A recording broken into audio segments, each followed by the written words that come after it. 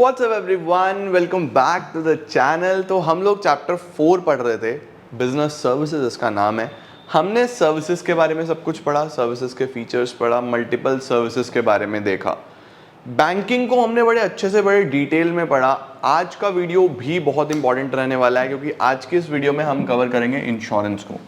Insurance से question आना 100% confirmed है, तो आप किसी भी हालात में इसको छोड़ नहीं सकते हो। उसको बहुत अच्छे से करना और अपने 4 से 6 नंबर पक्के करो क्योंकि इंश्योरेंस पे क्वेश्चन आएगा ही आएगा। चलिए जल्दी से शुरू करते हैं और देखते हैं इसमें से क्या क्या चीज़ें कैसे कैसे होने वाली हैं। नोट्स बना लेना, स्क्रीनशॉट्स लेते चलना और लर्न करते चलना। चलिए लेट्स बिगिन।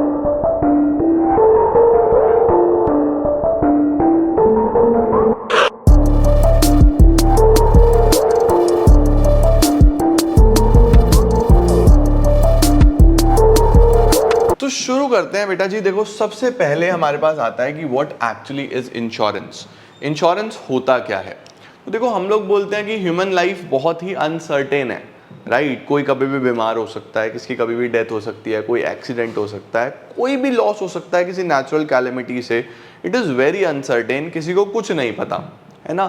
तो उस सिनेरियो में अपनी फैमिली को सेफ गार्ड करने के लिए, उस सिनेरियो में अपने खुद के लिए एक प्रोटेक्शन की, आपको फंड्स की शॉर्टेज ना पड़े, एक बहुत अच्छा एग्रीमेंट एग्जिस्टेंस में आया जिसको हमने बोला इंश्योरेंस।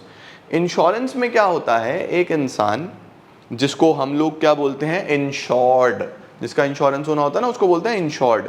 वो एक दूसरी पार्टी को कुछ पेमेंट करता है, ठीक है। वो जो पेमेंट वो करता है उसको बोलते हैं प्रीमियम। कुछ लोग उसको इंश्योरेंस प्रीमियम भी बोलते हैं। और जिसको वो पेमेंट करता है वो पार्टी मेक श्योर करती है कि इन फ्यूचर आपको कभी भी आपकी डेथ होती है, आपका कोई तबीयत खराब होती है, आपका कोई और नुकसान होता है, उसका पेमेंट हम करेंगे। तो वो जो पार्टी जो प्रीमियम ले रही है, जो प्रॉमिस कर रही है कि हम करेंगे, उसको बोलते हैं इंश्योरेंस करने वाली पार्टी। तो उसको बोला जाता है इंश्योरर। जो पार्टी हमारी इंश्योरेंस करके दे रही है वो हो गया इंश्योरर, जिसका इंश्योरेंस हुआ वो हो गया इंश्योर्ड, जो वो पे करेगा उसको बोलते हैं प्रीमियम, और इस पूरे एग्रीमेंट को हम लोग बोलते हैं इंश्योरेंस पॉलिसी। इंश्योरेंस पॉलिसी ले ली, यहां पे जो आपका रिस्क सिक्योर हो गया, इसी को हम बोलते हैं इंश्योरेंस। बात समझ में आई ना? इंश्योरेंस क्या है? तो देखो क्या है, life is full of uncertainties and risks, जिसके अंदर डेथ है, डिसेबिलिटी है, फायर है, आग लग जाना, बर्गलरी, चोरी हो जाना, इधर उधर स्टॉक हो जाना, साइक्लोन्स हैं, कोई भी happenings which are beyond human control, जो किसी के भी कंट्रोल में नहीं है। Thus insurance is a means, insurance एक मीन्स है of providing against loss caused by natural and man made factors. Natural factors हो या मैन मेड फैक्टर्स हो, दोनों से ही आपको प्रोटेक्शन प्रोवाइड करता है insurance. Insurance is a contract और agreement under which one party agrees in return for a consideration. Consideration का मतलब पेमेंट, जिसको मैंने बोला premium, to pay an agreed amount of money to another party to make good of a loss। यानी जो आपका loss हुआ है उसको हम पेमेंट कर देंगे आपको, डैमेज और इंजरी और something of value. Agreement of contract is known as policy. जो आप एग्रीमेंट कर रहे हो उसको हम पॉलिसी बोलते हैं। पार्टी जिसका रिस्क इंश्योर्ड करा गया है वो इंश्योर्ड है। अगर मैंने इंश्योरेंस लिया तो मुझे इंश्योर्ड बोला जाएगा। जो पार्टी करके दे रही है उसको हम इंश्योरर बोलते हैं, या फिर उसको एश्योरेंस अंडरराइटर बोलते हैं। ठीक हो गया बेटा जी। नेक्स्ट क्या आता है हमारे पास, functions of insurance. Insurance basically कौन कौन से फंक्शंस परफॉर्म कर रहा है? तो जो सबसे पहला फंक्शन होता है बेटा जी वो होता है रिस्क शेयरिंग। रिस्क शेयरिंग का क्या मतलब है? बेसिकली अब अगर आपका कोई भी लॉस होता है तो रिस्क तो दो पार्टीज के बीच में बट गया ना। पहले वो रिस्क सिर्फ आपका था, यानी अगर आपका इंश्योरेंस नहीं हो रहा था तो सारा का सारा लॉस आप ही को झेलना था। अभी उस लॉस का पैसा कौन देगा आपको? वो कंपनी देगी जिससे आपने इंश्योरेंस लिया हुआ है। तो क्या रिस्क शेयर हो गया अब दो पार्टीज के बीच में? तो देखो क्या लिखा है सबसे पहले, on the happening of a risk the loss is shared by all the persons exposed to it. Share is obtained from every insured member by way of premiums. है ना, प्रॉपर्ली अब रिस्क बटा हुआ है और आप जो प्रीमियम पे कर रहे हो वो इसीलिए पे कर रहे हो कि अगर कभी लॉस हो तो आपको बेसिकली वहां से कॉम्पनसेशन मिल जाए। दूसरा लिखा हुआ है assist in capital formation. Assist in capital formation का मतलब ये होता है कि बेसिकली आप जो प्रीमियम दे रहे हो इंश्योरेंस कंपनी को, इंश्योरेंस कंपनी क्या करती है, उस पैसे को कहीं ना कहीं कैपिटल इन्वेस्ट करती रहती है। यानी कंपनी उस पैसे को अपने पास रख के नहीं रखती है, आपको कंपनी बढ़ा के कैसे देती है पैसा, क्योंकि कंपनी क्या करती है, उस पैसे को इन्वेस्ट करती रहती है अच्छी कंपनीज में। वो पैसा बेसिकली देश के इंफ्रास्ट्रक्चर पे लगता है, अलग अलग कंपनीज उससे बिजनेस करती हैं, तो कैपिटल फॉर्मेशन होता है, कंट्री में ग्रोथ होती है, इन्वेस्टमेंट होती है। ये भी इंश्योरेंस का फायदा है। The accumulated funds of the insurer received by way of premium made by the insured are invested in various income generating schemes providing certainty. तीसरा काम होता है आपको सर्टेनिटी प्रोवाइड करना कि तुम चिंता मत करो, तुम्हें कोई भी लॉस होगा तो हम तुमको उसके लिए कंपनसेट करेंगे। तो इंश्योरेंस प्रोवाइड यू सर्टेनिटी कि you are very certain, be very safe, be stress free, कोई भी प्रॉब्लम होगा हम आपको कंपनसेट करेंगे। चौथी चीज़ आती है प्रोटेक्शन। इंश्योरेंस आपको प्रोटेक्शन प्रोवाइड करता है चांसेस ऑफ लॉस से, कि आपका कोई भी लॉस नहीं होने देंगे। The second main function of insurance is to protect probable chances of loss. Insurance can not stop the happening of a risk, रोक तो नहीं सकते, लेकिन आपको कंपनसेट जरूर कर सकते हैं लॉस के लिए जो भी वहां से हुआ है। परफेक्ट हो गया, ये सारे फंक्शंस ऑफ इंश्योरेंस आ जाते हैं बेटा जी। अब आ रहा है सबसे इंपॉर्टेंट क्वेश्चन, सबसे इंपॉर्टेंट पॉइंट, जो कि है principle of insurance. Very very important, most important. सबसे पहला जो प्रिंसिपल होता है उसको हम बोलते हैं utmost good faith. Sir utmost good faith का कोई और नाम भी है क्या? मैं आपको मार्क करके देता हूं। Contract of यूबिरिमे फिडाई। यूबिरिमे फिडाई का क्या मतलब होता है? Contract found on utmost good faith. Good faith का मतलब क्या होता है? गुड फेथ का मतलब होता है कि जो इंश्योरेंस कंपनी है वो जिसका इंश्योरेंस कर रही है उसके साथ बिल्कुल लॉयल रहेगी, उसके साथ बिल्कुल फेथफुल रहेगी, और जो इंश्योरेंस कराने वाला है वो कंपनी के साथ बिल्कुल फेथफुल रहेगा, कंपनी के साथ बिल्कुल लॉयल रहेगा। यानी ये जो कॉन्ट्रैक्ट ऑफ इंश्योरेंस है ये दोनों पार्टीज का proper faith, proper trust, proper एक तरीके से विश्वास, भरोसा ये डिमांड करता है। क्योंकि एक को प्रीमियम पे करना है, एक को टाइम आने पे पैसा पे बैक करना है, तो दोनों में ही क्या जरूरी है? फेथ, ट्रस्ट, ये बहुत इंपॉर्टेंट है। तो देखो क्या लिखा है, a contract of insurance is a contract of Ubirime Fidae, that is a contract found in utmost good faith. Both the insurer and insured should display good faith towards each other. दोनों एक दूसरे के towards good faith दिखाएं। Thus it is binding on the proposer to disclose all the material facts। जो company है वो सारे important facts, terms and conditions disclose करे। उसके साथ साथ it is a duty of the insured, जो इंश्योर्ड है, जिसका इंश्योरेंस हो रहा है, उसकी भी ये ड्यूटी है कि वो पूरा एक्यूरेट डिस्क्लोजर करे हर फैक्ट का, मटेरियल का, जो भी चीज़ उसको बतानी है जो इंश्योरेंस से रिलेटेड है। यानी किसी भी तरीके का कोई धोखाधड़ी नहीं होनी चाहिए। It is a contract of utmost good faith. सबसे पहला प्रिंसिपल यही है कि जो इंश्योरेंस है वो गुड फेथ पे होना चाहिए। दूसरा, इंश्योरेबल इंटरेस्ट। इंश्योरेबल इंटरेस्ट का मतलब होता है बेसिकली कि जो इंसान इंश्योरेंस ले रहा है उसका उसके अंदर इंश्योरेबल इंटरेस्ट आ गया। इंश्योरेबल इंटरेस्ट का मतलब कि उसका एक उसके अंदर इंटरेस्ट है, उसने पेमेंट करी है तो उसको पैसा मिलना भी बनता है। उसके बिहाफ पे ये इंश्योरेंस किसी और को नहीं मिलेगा। इसका मतलब ये है कि सपोज, अब देखो कई प्रकार के इंश्योरेंस होते हैं, जैसे टर्म इंश्योरेंस है। टर्म इंश्योरेंस तो मिलना ही फैमिली को है, वो तो मिलना ही फैमिली को है। अब सपोज मेरी व्हीकल का इंश्योरेंस है जी, ठीक है, मैंने अपनी गाड़ी इंश्योर्ड कराई। अब हुआ क्या, मेरी गाड़ी में कोई नुकसान ही नहीं हुआ, मेरे भाई की गाड़ी में नुकसान हो गया। मैं बोल रहा हूँ यार मेरा इंश्योरेंस इसमें एडजस्ट कर दो, मैंने तो लिया ही नहीं।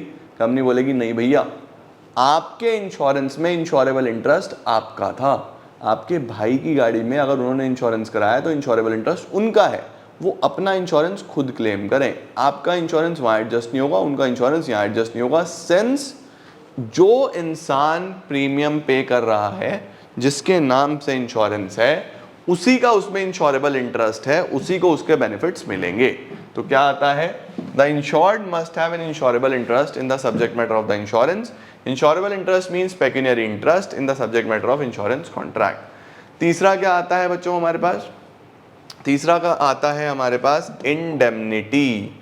इंडेमनिटी का मतलब होता है सेम कंडीशन में वापस लेके आना जिसमें हम लॉस से पहले थे।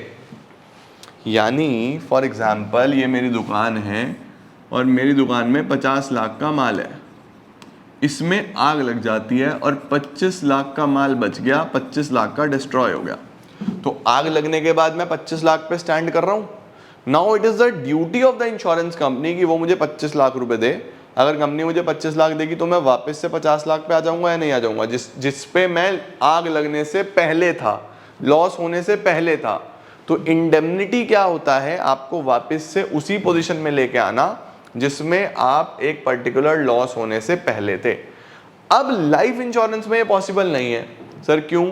आप सोचो ना बेटा कि एक फैमिली में 5 लोग हैं, अनफॉर्चुनेटली किसी एक की डेथ हो जाती है, क्या लाइफ इंश्योरेंस से वापस से वो 5 हो पाएंगे? पैसा जरूर मिल जाएगा लेकिन वो 5वां वापस नहीं आएगा। तो लाइफ इंश्योरेंस में इंडेमनिटी काम नहीं करता, समझे? ये फिल इन द ब्लैंक्स में आ सकता है, ट्रू फॉल्स में आ सकता है। क्या इंडेमनिटी लाइफ इंश्योरेंस पे काम करता है? आप बोलोगे नहीं, नहीं करता। द इंश्योरेंस क्या लिखा है, all insurance contract of fire and marine are contract of indemnity. आग लगना या पानी वाले जो इंश्योरेंस होते हैं उन सब में ये चलता है। The insurer undertake to compensate the insured for the loss due to damage और destruction. This principle doesn't apply to life insurance. देखो लाइफ इंश्योरेंस में ये नहीं चलता। 3 पढ़ लिए, ठीक है, utmost good faith, insurable interest and indemnity. चौथा क्या आता है हमारे पास, प्रॉक्सिमेट कॉज, इसको कॉजा प्रॉक्सिमा भी बोलते हैं। प्रॉक्सिमेट कॉज का क्या मतलब होता है? प्रॉक्सिमेट कॉज का मतलब होता है कि आपको जो इंश्योरेंस मिलेगा वो एक्चुअल कॉज पे मिलेगा, किसी और चीज पे नहीं मिलेगा।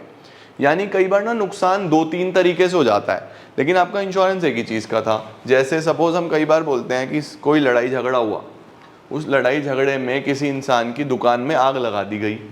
अब उसके दुकान में आग लगाई गई तो आग लगने का तो इंश्योरेंस है, बट कुछ लोगों ने उस आग का फायदा उठाते हुए उसकी दुकान में से चोरी भी कर ली। चोरी का कोई इंश्योरेंस नहीं था, तो नुकसान के तो 2 कॉजेज हो गए, फायर अलग एंड थेफ्ट अलग हो गए ना, 2 कॉजेज। ये प्रिंसिपल बोलता है आपको जो इंश्योरेंस मिलेगा वो मेन कॉज का मिलेगा, उसके एडिशनल जितने भी कॉजेज हैं उनसे कंपनी को कोई मतलब नहीं है। क्या लिखा है, according to this principle insurance policy is designed to provide compensation only for such losses which are caused by perils which are stated in the policy। अब अगर आपने थेफ्ट का, फायर का, दोनों का इंश्योरेंस लिया हुआ है तो आपको पैसा मिलेगा, लेकिन अगर आपके पास इंश्योरेंस सिर्फ फायर का था तो जो थेफ्ट हुआ है उस पर आपको कोई भी कंपनसेशन नहीं मिलेगा, because that was not the cause. Cause क्या था? आग लगना था ना मेन, तो उसका इंश्योरेंस मिलेगा। इन द केस ऑफ 2 और मोर कॉजेज, प्रॉक्सिमेट कॉज, अगर 2 या 2 से ज्यादा कॉजेज हैं तो जो प्रॉक्सिमेट कॉज है यानी जो most important, most dominant cause है, उसके हिसाब से कंपनसेशन आपको मिलेगा, समझे? नेक्स्ट क्या आता है, subrogation. Sir what is subrogation? Subrogation का मतलब होता है कि सपोज मैं एज्यूम करता हूं कि ये मेरा कैलकुलेटर है, ठीक है, इस कैलकुलेटर का मैंने इंश्योरेंस करा लिया और मैंने ये बोला कि भैया अगर इसको कहीं भी डैमेज होता है, कोई तोड़फोड़ होती है, कुछ भी होती है, तो आप मुझे इसके पैसे दे देना। अब ये कैलकुलेटर मेरे हाथ से गिर गया और ये टूट गया। मैं कंपनी के पास गया, मैंने कंपनी को बोला कि भैया मुझे इसके पैसे दो। कंपनी ने मुझे 500 रुपये दे दिए। मैंने क्या करा, बाद में जाके कैलकुलेटर 100 रुपये का प्लास्टिक में भी बेच दिया, तो मैंने इसमें से प्रॉफिट बना लिया। सबरोगेशन बोलता है ये नहीं चलेगा। अगर आप कोई भी कॉम्पनसेशन कंपनी से ले रहे हो तो जो आपका पार्ट्स हैं या जो भी डैमेज्ड या जो भी प्रॉपर्टी आपकी थी वो प्रॉपर्टी अब कंपनी के अंदर चली जाएगी, उस प्रॉपर्टी पे आपके राइट्स खत्म। वो प्रॉपर्टी सारी की सारी किसकी हो जाएगी? कंपनी की हो जाएगी। तभी आप देखो कभी भी गाड़ी का इंश्योरेंस होता है, कोई भी डैमेज पार्ट होता है तो कंपनी उसको कंपनसेट कर देती है, बट पुराना पार्ट कंपनी रख लेती है, आप उसको बेच के प्रॉफिट नहीं बना सकते। इसको बोलते हैं प्रिंसिपल ऑफ सबरोगेशन। देखो क्या लिखा है, it refers to the right of insurer to stand in place of insured. यानी आज से पहले, लॉस होने से पहले वो प्रॉपर्टी, वो पार्ट, वो आपका था ना, लेकिन आज कंपनी आपकी जगह खड़ी हो जाएगी। To stand in place of the insured after the settlement of a claim, as far as the right of insured in respect of recovery from an alternative source is involved। अगर आप कहीं और से रिकवरी कर सकते हो तो वो रिकवरी अब कंपनी करेगी, आप नहीं करोगे। आगे लिखा है, after the insured is compensated for loss or damage of the property, the ownership of such property passes on to the insurer। वो प्रॉपर्टी अब किसकी हो जाएगी? इंश्योरर की हो जाएगी, आपकी नहीं रहेगी, समझे? ये सबरोगेशन बोलता है। नेक्स्ट क्या होता है? कंट्रीब्यूशन। कंट्रीब्यूशन बड़ा सिंपल सा है। कंट्रीब्यूशन का मतलब होता है कि आपने अगर 2 से 3 इंश्योरेंस कराए हुए हैं सेम चीज़ के, गाड़ी आपकी एक ही है, आपने 3 अलग अलग कंपनी से इंश्योरेंस करा लिए, तो आपका कोई भी नुकसान होगा तो ये नहीं है कि आप तीनों से पैसा ले लोगे, वो तीनों कंपनी कंट्रीब्यूट करके आपको कंपनसेट करेंगी। तो गलती मत करो, 3-3 जगह इंश्योरेंस करा के कोई फायदा नहीं है। ये भी एक प्रिंसिपल ऑफ इंश्योरेंस है।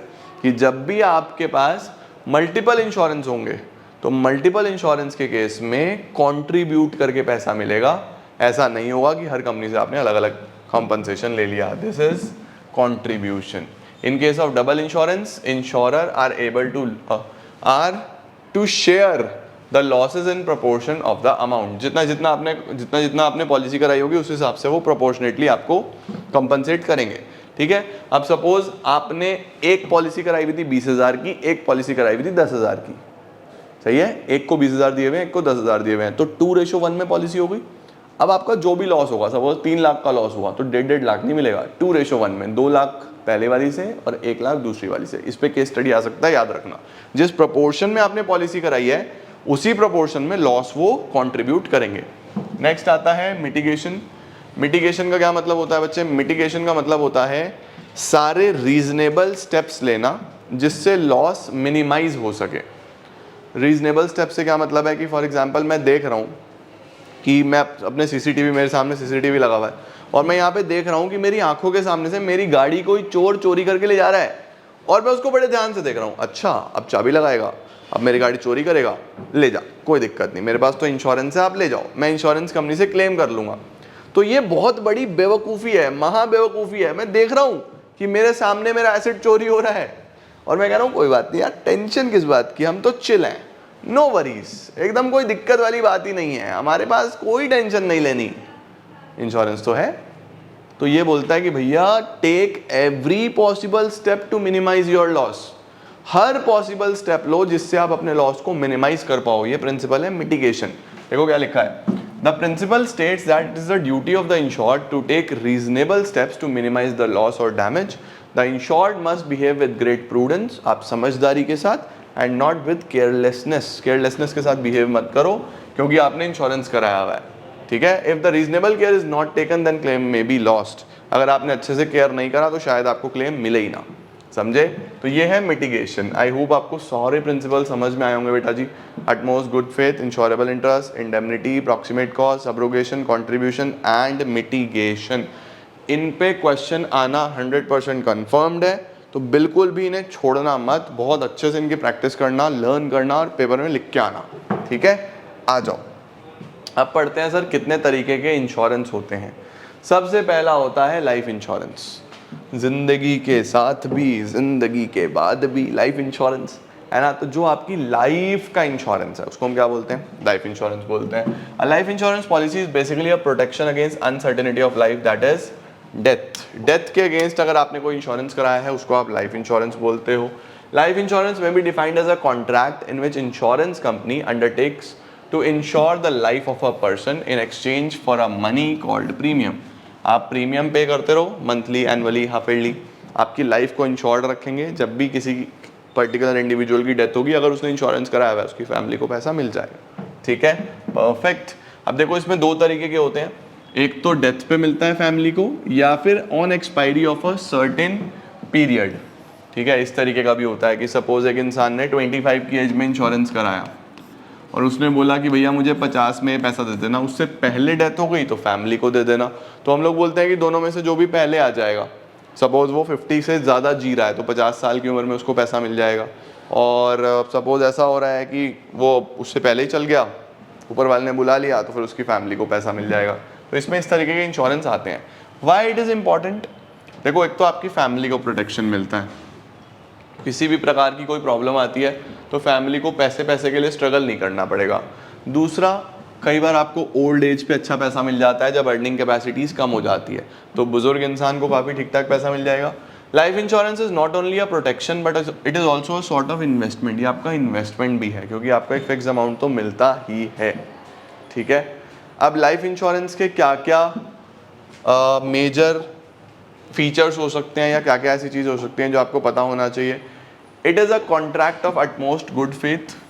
सारे के सारे, चाहे लाइफ इंश्योरेंस हो, फायर इंश्योरेंस हो, मैराइन इंश्योरेंस हो, तीन ही होते हैं मेन, लाइफ, फायर, मैराइन, ये सभी अटमोस्ट गुड फेथ पे चलते हैं भैया, ये तो ज़रूरी है ना। आगे लिखा हुआ है, in case of life insurance a person has insurable interest in his her own life, in the life of his spouse or in lives of his children. The assured must have insurable interest at the time when the insurance is affected. इसका मतलब insurable interest होना बहुत important है। जो भी जिस इंसान का इंश्योरेंस है वो प्रॉपरली सारी टर्म्स कंडीशंस पूरी करके जाए, जिसका इंश्योरेबल इंटरेस्ट है पैसा उसे ही मिलेगा। सही। तीसरा, employer has insurable interest in the life of the employees, similarly a creditor has insurable interest in the life of debtor. इसका मतलब है कि अगर एम्प्लॉई का इंश्योरेंस एम्प्लॉयर ने करा के दिया है तो कोई भी उसको प्रॉब्लम आता है तो एम्प्लॉयर का उसमें इंश्योरेबल इंटरेस्ट है, एम्प्लॉयर ही कंपनी से पैसा लेके उसको पे बैक करवा देगा। समझे। Life insurance is not a contract of indemnity, ये मैंने आपको ऊपर भी बताया, क्योंकि ह्यूमन लाइफ आप रीस्टोर कैसे करोगे, कैसे वापस लेके आ पाओगे, आप नहीं ला सकते ना किसी इंसान को वापस, तो इंडेमनिटी इसमें नहीं चलता। ओके, लाइफ इंश्योरेंस के बारे में जल्दी से स्क्रीनशॉट ले लीजिए। नेक्स्ट आता है बच्चों हमारे पास fire insurance. Sir fire insurance का क्या मतलब होता है कि अगर आग लग रही है ना, आग से बचने के लिए जो इंश्योरेंस कराया है उसको फायर इंश्योरेंस बोलते हैं। बहुत बेसिक है ये तो। Fire insurance is a contract where the insurer in consideration of the premium undertake to make good for any loss caused by fire during a specified period of time. ठीक है ना, mainly इसमें आग। सही है। आगे लिखा हुआ है अ क्लेम, बस सेटिस्फाई होना चाहिए, एक्चुअल लॉस हो, there must be actual loss, आग से नुकसान होना चाहिए, and fire must be accidental and non intentional, यानी जो आग लगी है वो बाय मिस्टेक लगी है, दैट इज बाय एक्सीडेंट, वो इंटेंशनल नहीं है, इंटेंशनली नहीं लगाई गई है, ये चीज आपको ध्यान रखनी है। ठीक है। इसके बाद हमारे पास आता है main elements of fire insurance. Almost फिर से वही, इंश्योरेबल इंटरेस्ट होना चाहिए, it is a contract of good faith, indemnity बहुत इंपॉर्टेंट है। सही है ना। Proximate cause, fire must be the proximate cause, तो वो सभी प्रिंसिपल्स इसके अंदर होने चाहिए। स्क्रीनशॉट ले लीजिए बेटा। तीसरा और आखिरी आता है हमारे पास marine insurance. Sir marine insurance क्या है? मैराइन होता है पानी वाला इंश्योरेंस, कि आप शिप से सामान लेके जाते हो, अब शिप टकरा जाए, डूब जाए, नुकसान हो सकता है ना सामान का, लाइफ का। तो अगर ह्यूमन लाइफ की बात करते हो तो लाइफ इंश्योरेंस, आग से बचाना है फायर इंश्योरेंस, पानी से बचाना है तो मैराइन इंश्योरेंस। देखो क्या लिखा है, marine insurance contract is an agreement whereby the insurer undertake to indemnify the insured in the manner and to the extent agreed against marine losses। जितना जितना आपने पॉलिसी में लिखा हुआ है उतने उतने लॉसेस तक आपको ये कंपनसेट करके देंगे। Marine insurance protect against the losses of marine perils. Perils का मतलब होता है बच्चों डेंजर्स। ठीक है, किस किस तरीके से डेंजर हो सकता है आपको सी में, जैसे collision of ship with the rock, rock से टकरा गई, शिप अटैक्ड बाय एनिमीज, या चोरी हो रहा है, कुछ भी हो। तो मैराइन इंश्योरेंस में तीन चीजें होती हैं, शिप और Hulk, cargo and freight. Ship और हल का क्या मतलब होता है बेसिकली, कि अगर शिप को कोई डैमेज हुआ है, कोई पत्थर से टकरा गई, कोई शिप से ही टकरा गई, शिप बेसिकली डैमेज हो रही है, तो उसके लिए शिप वाला इंश्योरेंस होता है। दूसरा होता है कार्गो। कार्गो का मतलब ये होता है कि बेसिकली जो सामान है, जो पोर्ट से सामान एक जगह से दूसरी जगह जा रहा है, चोरी हो जाए, टूट फूट जाए, तो वो पैसा भी तो फिर कंपनसेट करेंगे ना, तो वो होता है कार्गो का इंश्योरेंस। तीसरा होता है फ्रेट। फ्रेट का मतलब किराए का इंश्योरेंस। अब देखो, अगर आपने किसी का सामान सही समय पे नहीं पहुंचाया या गलत कंडीशन में पहुंचाया, तो ऐसा हो सकता है कि सामने वाला आपको किराया ही ना दे, वो बोले मैं तो नहीं दूंगा भैया, मेरा सामान आपने गलत कंडीशन में पहुंचाया। तो उसके लिए भी कंपनीज इंश्योरेंस करा के चलती हैं कि अगर हमारा किराया मर गया, हमें लोगों ने पैसे नहीं दिए, तो हमारा फ्यूल तो लग गया, सामान तो हम लेके गए हैं, नुकसान हो जाएगा, उसके लिए होता है बच्चों फ्रेट इंश्योरेंस। तो मैराइन में तीन तरीके का होता है, शिप और हल, कार्गो, ये हल्क नहीं है हल है, मैंने भी नहीं पढ़ा पहले, शिप और हल, HULL। ठीक है, शिप और हल, कार्गो एंड फ्रेट। ओके। इसके बाद हमारे पास बच्चों एक टॉपिक आता है the various types of life insurance policies. कितने तरीके के लाइफ इंश्योरेंस पॉलिसीज हो सकते हैं, how many kinds of life insurance policies can be there. ठीक है, इस चीज पे यहां से हम एक पार्ट और बनाएंगे इस चैप्टर का, 3 पार्ट्स में जाएगा ये चैप्टर, क्योंकि थोड़ा सा इंपॉर्टेंट है, ये वाला टॉपिक भी मैं ऐसे नहीं खत्म करना चाहता। इस पे एक क्लास और लगाएंगे, और तीसरे वाले में हम थोड़ा सा पोस्टेज वगैरह के बारे में भी पढ़ेंगे, and finally it will be closed. अगली क्लास में मैं आपको इसको कंप्लीट कराऊंगा, और उसके साथ साथ हम नेक्स्ट चैप्टर भी 2 पार्ट्स में कंप्लीट करेंगे, तो आपके 5 चैप्टर्स कंप्लीट हो जाएंगे। हाफ ईयरली में most probably as per NCERT 7 chapters तक आते हैं, और उसको हम जल्दी से ही कंप्लीट करेंगे, ज़्यादा देर नहीं लगाएंगे। इसी मंथ में पूरी कोशिश रहेगी कि आपको इकोनॉमिक्स BST पूरी हो जाए और अकाउंट्स भी 5-7 दिन के अंदर अंदर ही खत्म हो जाए। Thank you so much guys for joining in. I'm gonna see you all super soon. Till then, take care. Bye bye.